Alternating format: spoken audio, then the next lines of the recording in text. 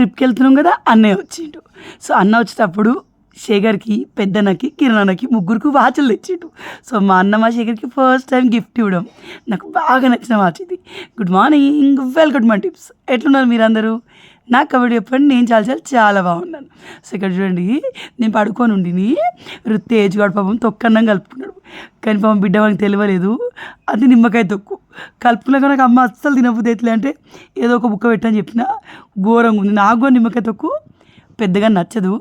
తర్వాత ఇక్కడ నేను బ్యాగ్ ప్యాక్ చేయాలి. సో ఇక్కడ ఋతుగాడికి ఎగ్జామ్స్ ఉన్నాయండి, కానీ మేము ఆ రోజు ఇక్కడ ఉండం, ఎందుకంటే మేము వెళ్తాం ట్రిప్కి. సో వాళ్ళ మేడంకి ఏం చెప్పాలి నాకు అర్థమవుతలేదు. సో మొత్తానికైతే ఇక్కడ వాడికి చదివిపిస్తూ ఉన్నా అనమాట. ఋతుగాడి వాయిస్ చాలామందికి ఇష్టం.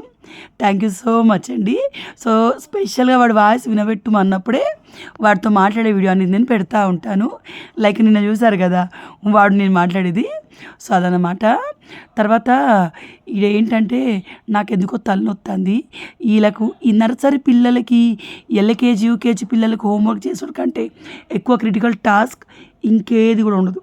చాలా డిఫికల్ట్ థింగ్ అనమాట వీళ్ళకి హోంవర్క్లు చేయించడం. అదే మరి తేజ్ వాడు చూడండి, ఎంత హోంవర్క్ ఉన్నా ఫట్ ఫట్ ఫట్ ఫట్ అయిపోతుంది. కానీ హోంవర్క్ చేయరాని వాడిని ఎదురు పోసినట్టు పడవాలి. సో వాడికి ఇంట్రెస్ట్ వచ్చి వాడు అప్పుడు హోంవర్క్ చేస్తాడు. ఋతుగాడు అలా కాదు, నేనే హోంవర్క్ చేస్తాను సంకలు ఊదుకుంటూ వస్తాడు. ఆ బండి కాస్త ముందుకు పోదు, ఏ రాశి గంట గంట ఆగుతాడు. సో తర్వాత ఈవినింగ్ అన్నయ్య వాళ్ళు వచ్చిర్రు, తినేసాము. సో ఇక్కడ ఏంటంటే అన్నయ్య వాచ్ తెస్తేను, నీకు గోల్డ్ కావాలా సిల్వర్ కావాలా శేఖర్ అంటే మా శేఖర్ నవ్వుతుండే. ఎందుకంటే నేను మొన్న శేఖర్ బర్త్డేకి ఇలాంటి సిల్వర్ వాచ్ తీసుకుంటా అనుకున్నాను. నాకు చాలా ఇష్టం అట్లాంటి వాచ్. కానీ శేఖర్కి ఏంటంటే నచ్చదు. ఆయనకి ఏమైనా కానీ కొంచెం సింపుల్గా ఉండి నచ్చుతాయి. కానీ నాకు నా చిన్నప్పటి మా నాన్న ఇలాంటి వాచ్ పెట్టుకుంది నేను చూసాను అనమాట. సో తను కూడా పెట్టుకుంటే బాగుంటుంది ఫీలింగ్ నాకు ఉంటుంది. మా తిరుపతి వేసుకుంటాడు చూడండి ఇట్లాంటివి. సో మా శేఖర్ తీసుకోవాలి నాకుంటే చివరికి వాళ్ళ బామర్ది గిఫ్ట్ ఇచ్చింది కాబట్టి యాక్సెప్ట్ చేసిండు.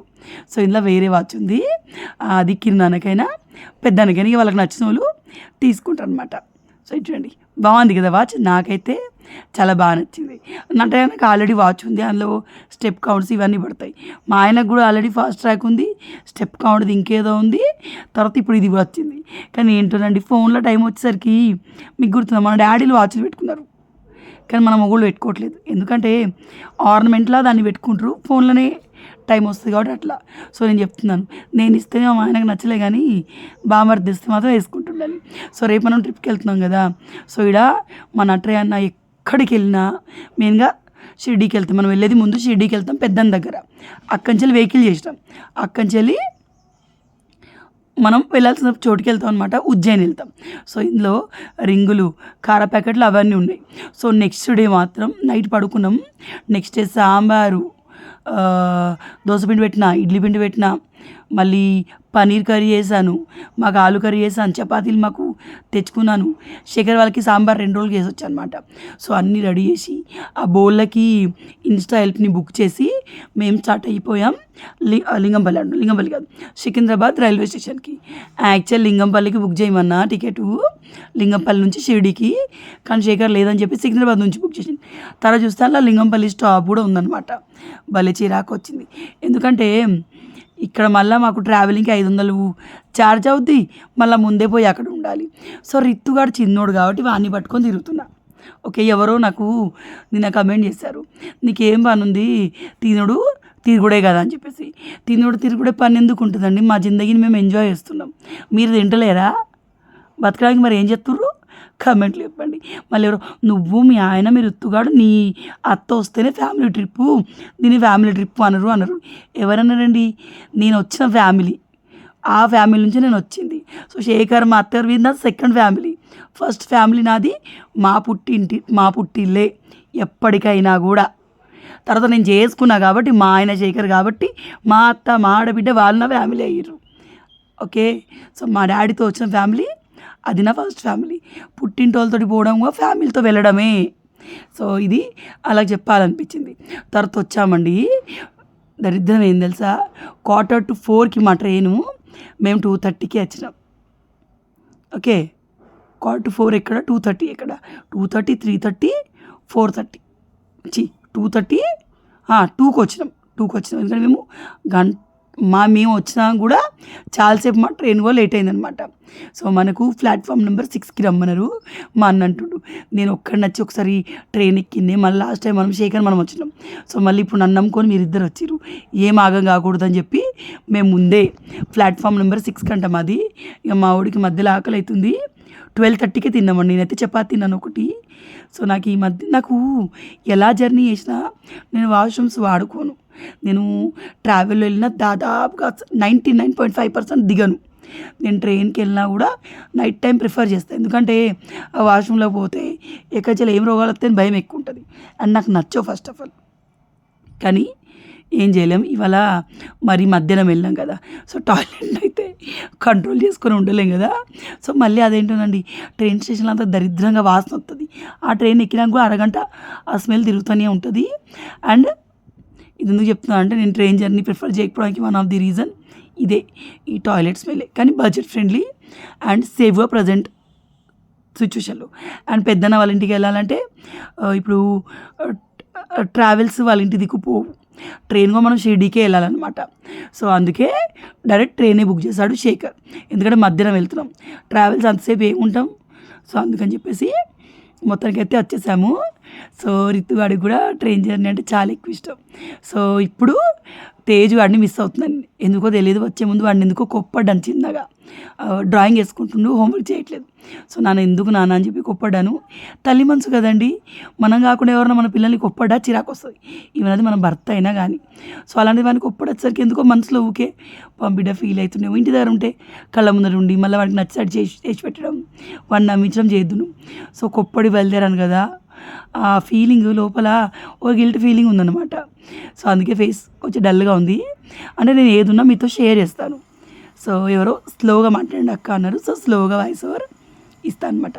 సో ఇక మా అన్న చూడండి, ఎప్పుడు బిజీగా ఉంటారు కదా, వీళ్ళకి కొంచెం టైం దొరికినా రిలాక్స్ అవుతారు. రిలాక్స్ అవ్వడం అంటే వాళ్ళకి నిద్ర వచ్చేస్తుంది. నేను అబ్జర్వ్ చేశాను, మా నట్రే అన్న కానీ, మా పూనా మమ్మీ కానీ, మా కిరణ్ అన్న కానీ, వీళ్ళు మా అత్తయ్య కానీ, వీళ్ళు ఖాళీగా ఉంటారు చూడండి, వీళ్ళకి నిద్రదేవత కళ్ళ మీదనే ఉంటుంది. ఎందుకంటే మా అమ్మ షాప్లో కష్టపడుతుంది, మా అత్తయ్య పొలం పనులకు వెళ్తూ ఉంటుంది, మా అన్న డే అంతా గుమస్లా పనిచేసి కాబట్టి తిరుగుతూనే ఉంటాడు. సో వాళ్ళకి రీకామే ఉండదన్నమాట. సో అలా వాళ్ళకి కొంచెం రెస్ట్ దొరికినా నిద్రపోతూ ఉంటారు. సో తర్వాత ఏంటంటే, ఈ పెద్ద పెద్ద అపార్ట్మెంట్లు చూస్తే నాకు పాపం ఎండాకాలం వర్షాకాలము వర్షాలకి ఎప్పుడైనా వర్షం తగ్గంగానే బిల్డింగ్ మీదకి వెళ్ళి మేము ఎండకు ఆరేసుకుంటాం. ఈ అపార్ట్మెంట్లో బిల్డింగ్ మీదకి పోయి ఆరేయలేరు, ఇంకా బాల్కనీలోనే ఆరేయాలి. సో వర్షం పడ్డా పడకుండా వాళ్ళు అక్కడనే ఆరేయాలి కాబట్టి ఎప్పుడైనా చెద్దర్లు ఆరితే ఎట్లా ఆరేస్తారు అనే డౌట్ నాకు వచ్చింది. సో మీకు కూడా వచ్చిందా నాకు కామెంట్లో చెప్పండి. అండ్ అపార్ట్మెంట్స్ లోపల మనకి ఇండివిజువల్ హౌస్ కంటే చాలా పెద్దగా అనిపిస్తాయి, కానీ బయట నుంచి దూరంగా అపార్ట్మెంట్ చూస్తే అవి ఆగిపెట్టేలాగా అనిపిస్తాయి చూసినప్పుడు కదా, చిన్న చిన్న రూముల్లాగా అనిపిస్తాయి. బట్ ఇండివిజువల్ హౌస్ కంటే అపార్ట్మెంట్ లోపల చాలా పెద్దగా మస్తు స్టైలిష్గా అనిపిస్తూ ఉంటాయి, అవునా కదా, దూరం చెల్లి పైకి ఉంటాయి కదా. సో భలే గమ్మత్ అనిపిస్తాయి. నేను ఎప్పుడు అంత పెద్ద అపార్ట్మెంట్లకు వెళ్ళలేదు.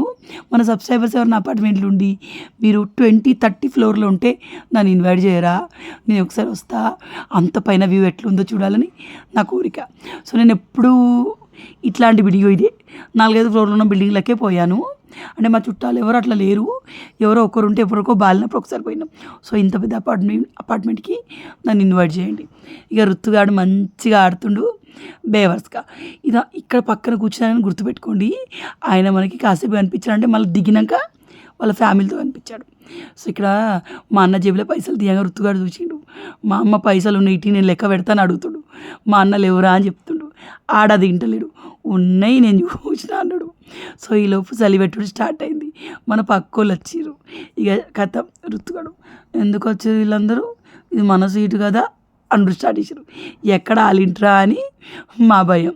సో ఇక్కడ నేను ఎందుకు అవతారం మార్చానంటే చలి పెడుతుంది, మనకు చెవు నొప్పి అంటే ఒకటి ఉంది. సో చలి పెట్టినప్పుడు ఖచ్చితంగా చెవు నొప్పి ఎక్కువ అవుతుంది. సో ఇలా పెట్టుకుంటే ఏంటంటే కొంచెం బాగుంటుంది అనమాట. సో ఇక్కడ ఏంటంటే మా రుతుగాడు వాడి బ్యాగ్లో కలర్స్ వేసి తెచ్చిండు. సో ఆ కలర్స్ తీస్తాడు, లోపల పెడతాడు. ఇలా ఈవినింగ్ ట్రైన్ జర్నీ చాలా బాగుంది. కానీ నాకు అన్నిటికంటే కంఫర్టబుల్ స్లీపర్ బస్ జర్నీ అనిపిస్తుంది. పక్కలు ఎవరు వచ్చి మనం డిస్టర్బ్ చేయరు, మన సీట్ మనకే ఉంటుంది, ఆరామ్సే ఉంటుంది. ఆ టాయిలెట్లు ఉన్నా లేకపోయినా ఈ కంపు వాసన అయితే రాదు. సో నా కొడుకైతే బొమ్మలు ఏం తెలియదు. పెద్దనోళ్ళ ఇంట్లో మార్చిది గాడు ఉంటాడు కదా మా అల్లుడు, వాడితో ఆడుకునే బొమ్మలు తెచ్చుకో అంటే వాడి దగ్గర ఉన్నాయి అమ్మ ఆల్రెడీ బొమ్మలు, నేను పెయింటింగ్ వేసుకునేటే తెచ్చుకుంటా అని వాడివి తెచ్చుకున్నాడు. ఆ నీటి మీద పెయింటింగ్ వేసుకున్నాను. మరి కొత్తవి కొనుక్కొచ్చుకొని అప్పుడే చెప్పిన డాడీతో వెళ్ళి పెయింటింగ్ వేసుకునేది తెచ్చుకో బిడ్డ అని చెప్పిన, ఇనలేదు. ఇప్పుడు దీన్నేగా నన్ను మలిపేయి అని సాగొట్టిందనమాట. తర్వాత ఈవినింగ్ అయితే మెయిన్గా ఇప్పుడున్న పిల్లలకి ఇది ఫీలింగ్ ఉందో లేదో మనకు తెలియదు, కానీ 90s కిడ్స్కి ఇట్లా ఈవినింగ్ అయినప్పుడు పంట పొలాలు చూస్తే అక్కడెక్కడ నెమలి కనిపిస్తుందా అని తదేకంగా చూస్తాం కదా. ఎస్పెషల్ నేనైతే ఎర్లీ మార్నింగ్ కానీ ఈవినింగ్ కానీ ఇట్లా బస్ జర్నీ చేసినా, ఏ జర్నీ చేసినా పొలాల్లో నెమళ్ళు కనిపిస్తాయి. వాటి కోసం ఎంతసేపు చూసినా బోర్ కొట్టదు. సో మన చిన్నప్పుడు ఇలా ట్రైన్లో వెళ్తుంటే వెనకాలకు అన్ని చెట్లు వెనకాలకు నడుచుకుంటూ పోతున్నట్టుగా అనిపించేది కదా. సో తర్వాత ఈవినింగ్ రుత్తుగడికి తినబెట్టేసాను. మా పక్కన ఒక ఫ్యామిలీ వచ్చింది, వాళ్ళు గౌడ్సే అంట, పెద్ద ఫ్యామిలీ వచ్చింది. అక్క చెల్లెల్ని వాళ్ళ తమ్ముడు ఒక్కడే పట్టుకొచ్చిందంట. సో వాళ్ళు కూడా మాకు పరిచయం అయినమాట అక్కడ. సో వాళ్ళుగా మాట్లాడి భలే అనిపించింది. తర్వాత ఇది నెక్స్ట్ డే మార్నింగ్ అనమాట. తర్వాత నైట్ పెద్దగా నేను ఏం షూట్ చేయలేదు. మేము తినడానికి బాక్స్ తెచ్చుకున్నామండి. ఏంటిది ఆలు కర్రీ, చపాతి, మళ్ళీ కొంచెం చింతకాయ తొక్కు, మళ్ళీ అన్నం తెచ్చుకున్నాం అనమాట. రుత్తుకి ఎగ్ కర్రీ తెచ్చాను. సో నైట్ వాడికి అదే తినబెట్టాను. 7కే వాడు పడుకున్నాడు. తర్వాత నేను ఏం షూట్ చేయలేదు. ఇక ఆడవాళ్ళు కదా అందరికీ ఇక మనం వీడియో తీసినట్టే ఏదో ఒకటి పడతారు. సో ఎందుకు లేనంటే ఏం షూట్ చేయలేదు. సో రిలాక్స్ అయ్యాను. తర్వాత ఇది మార్నింగ్ లేచినాక మనం ఎగ్జాక్ట్లీ 9 o'clockకి దిగినామండి షిరిడీలో. సో ఇక్కడ చూడండి వెదర్. మా రుత్తుగాడికి కూడా చాలాసేపు నేను నెమ్మలు చూపించిన. ఇక మా రుత్తుగాడు చూపిస్తుంటే చూస్తలేడు. అయ్యో వీడికి మనం ఇలాంటి సీజన్లో బయటికి వెళ్ళినప్పుడు ఇలా దగ్గు గోళీలు, ఇలా దగ్గు సిరపులు, జలుబు సిరపులు, కాళ్ళ నొప్పుల సిరపులు, జ్వరం సిరపులు ఖచ్చితంగా పెట్టుకోవాలి, ఒక విక్స్ పెట్టుకోవాలి. సో మా అన్న నీ బ్యాగ్ నేను వేసుకుంటున్నా, నా బ్యాగ్ నువ్వు వేసుకో అన్నాడు. కథం ఈ పొట్టోడికి బలం ఉన్నట్టు చాలా బరువు ఉంది అది బ్యాగు, అది భుజానికి వేసుకొని బిళ్ళ కొడుతుండు. ఒరే వద్దురా జబ్బనొస్తుందని మళ్ళీ మా అన్న తీసుకున్నాడు. సో ఇప్పుడు మేము చాలా ఎక్కువ లగేజ్ తోటే వచ్చినాము. ఈ లగేజ్ అంతా ఇక్కడ ఖాళీ అవుతుంది. ఆ రింగు పూడాలు, ఆ అప్పాలు విప్పాలు అన్నీ పెద్దనోళ్ళ ఇంట్లో ఉంచుతాం అనమాట. అండ్ జర్నీలో తీసుకెళ్తాం కొన్ని తినడానికి. సో అందరు దిగిపోయారు, ఇక మనం కూడా దిగిపోతాం. రుతుగాడు ఇంట్లో ఉన్నంతసేపు ట్రైన్ దగ్గరికి ఎప్పుడు వెళ్తాం అన్నారు. సో కార్లు ఎక్కినాక ట్రైన్ స్టాప్ ఎప్పుడు వస్తుంది, కార్ ఎప్పుడు దిగుతాం మనం.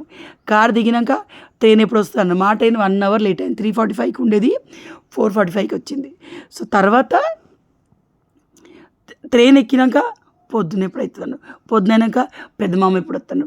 పిల్లలకి బాబు ఏదైనా వెయిట్ చేస్తూ ఉంటారు, అంతే కదండి. సో వాళ్ళకి తెలియదు కదా. మళ్ళీ వచ్చేసా సాయినగర్ షిరిడి. ఈరోజు షిరిడిలో దర్శనం మనం చేసుకోము. మనం పెద్దాని దగ్గర నుంచి మళ్ళీ పూణేకి వెళ్తాం. సో అప్పుడు దర్శనం చేసుకుందాం. సో ప్రజెంట్ మనం ఎక్కడికి వెళ్తాం తెలుసా, ఓంకారేశ్వరం వెళ్తాం మధ్యప్రదేశ్కి. ఓంకారేశ్వరం అలాగే ఉజ్జయిన్, ఈ 2 జ్యోతిర్లింగాలు చూసి ఇంటికి వచ్చి షిరిడి చూసుకొని ఆ తర్వాత పూణే వెళ్తాం. పూణేకి వెళ్తే నటయాన బాలాజీ టెంపుల్ మనం పోయినాం కదా, అవన్నీ చూస్తారంట. సో అట్లా 1 week 10 days మన ట్రిప్ ఇది కంపల్సరీ ఉంటుంది. సో తర్వాత ఇది చూడండి, మా అన్నయ్య రాని వచ్చిన. అన్నయ్యకి మార్నింగ్ డ్యూటీ ఉంటుంది. సో తను డ్యూటీ చేసుకుంటూనే ఇటు సైడ్ ఫార్మర్స్ని కలుసుకుంటూ ఇటు వచ్చిండు. సో మా అన్న మేనేజర్ అనమాట. పోల్ట్రీస్కి ఉంటారు కదా వాళ్ళకి సూపర్వైజర్, మేనేజర్, అట్లా మేనేజర్ అనమాట. తను కోళ్ళ డాక్టర్ కూడాను. సో తనకు అన్నీ అర్థమవుతాయి. మాకు చెప్తా ఉంటాడు 3 కిలోలు దాటిన కోడి తినకూడదే, 2 కిలోల లోపు ఉన్న కోడే తినాలని చెప్పేసి. సో మొత్తంగా అయితే ఇప్పుడు సంగంనేర్ వెళ్ళిపోతున్నాం. హ్యాపీగా షిరిడి వరకు ప్రయాణం అయితే సాగింది.